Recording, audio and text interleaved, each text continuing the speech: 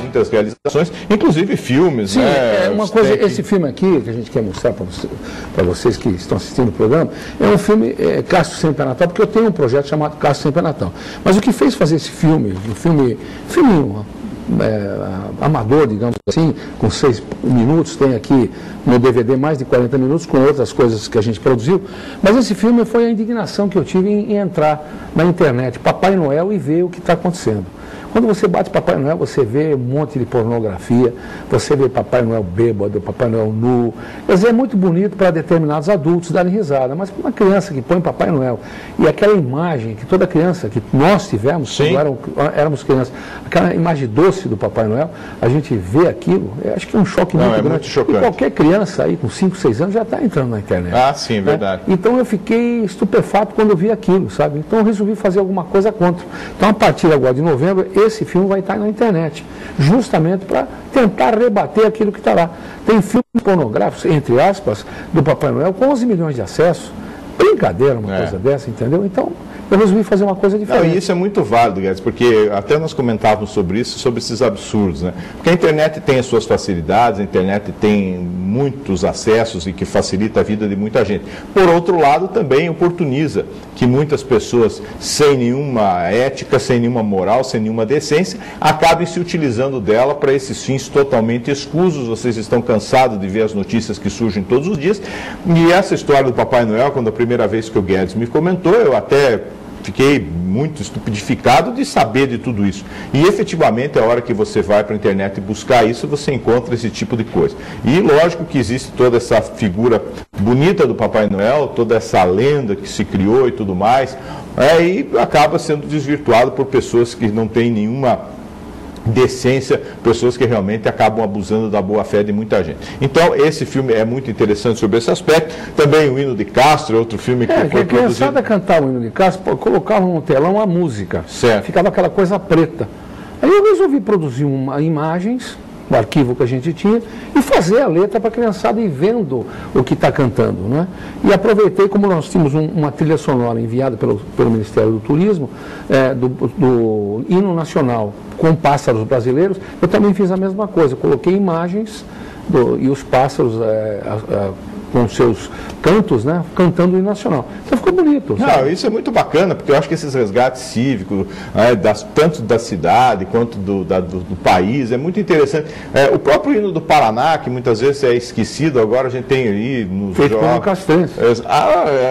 Bento Mussurum. Sim, é verdade. Castro tem muitas histórias, né? Muitos ilustres filhos que hoje estão... Agora, você veja, esse negócio do Natal, essa história do Natal, veja como é importante. Eu era muito ligado, sempre fui muito ligado ao Natal.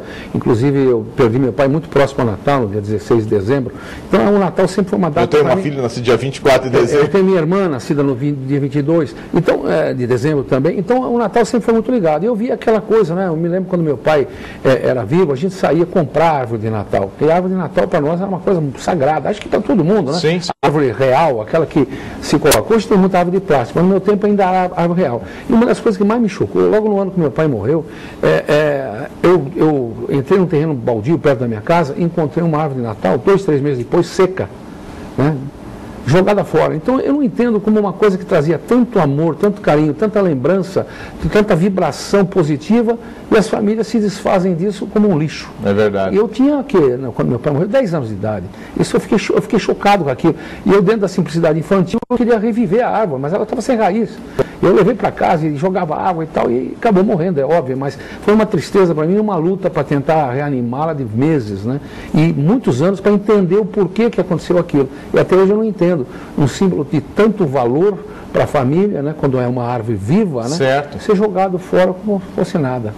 Mas é a questão muitas vezes que a gente comenta, né, Guedes, das pessoas não entenderem muitas vezes o significado das coisas, e principalmente uma data tão bonita como é o Natal, o nascimento de Cristo. Então tudo isso são coisas tão marcantes dentro de uma história, dentro de uma fé, e muitas vezes as pessoas acabam se desfazendo disso. É o resgate histórico, é o que eu digo, é o estilingue que eu acabei de falar. É verdade. Hoje nós estamos vivendo o mundo do consumismo. Hoje o Natal está sendo 99,9% comercial. Exatamente. Quer dizer, o pessoal não estuda o que significa o Natal. Não é a data em si, que a gente sabe que aquela data é uma data escolhida, não é a data real, tudo mais, mas o que simboliza aquilo. Isso tem verdade. que ser o sofrimento, a alegria, a união entre a família. Isso é tudo que significa o Natal. Muitas vezes fica esquecido em pequenas mensagens automáticas que a gente manda em cartão de Natal comprado.